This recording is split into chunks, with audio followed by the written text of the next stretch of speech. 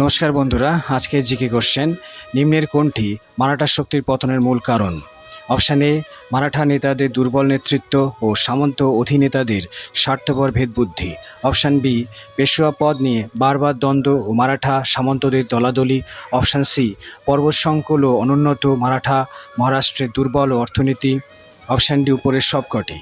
এখানে সঠিক উত্তরটি হবে অপশান ডি, অর্থাৎ উপরে যে তিনটি কারণ আছে সবকটি হচ্ছে মারাঠা শক্তির পতনের মূল কারণ। কোন যুদ্ধের পরাজয়ের পর পেশোয়াতন্ত্র অবসান ঘটে? অপশান এ, প্রথম ইং মারাঠা যুদ্ধ। অপশান বি, দ্বিতীয় ইং মারাঠা যুদ্ধ। অপশান সি, তৃতীয় ইং মারাঠা যুদ্ধ। অপশান ডি, কোরেগাঁও ও অস্টির যুদ্ধ। এখানে সঠিক উত্তরটি হবে অপশান ডি, কোরেগাঁও ও অস্টির যুদ্ধে 1818 সাল। 1818 সালে মারাঠা পেশোয়া দ্বিতীয় বাজিরাও কোরেগাঁও ও অস্টির যুদ্ধে পরাজিত হয়ে ইংরেজ সেনাপতি স্যার জন ম্যালকমের কাছে আত্মসমর্পণ করেন। ফলে শিবাজি কর্তৃক মারাঠা সাম্রাজ্য ও পেশোয়াতন্ত্র অবসান হয় 1818 সালে। পেশোয়াতন্ত্র অবসান ঘটিয়েছিলেন কে? Option A, Marquess of Hastings বা আলময়রা। Option B, Lord Wellesley. Option C, Warren Hastings. Option D, Sir George Barlow.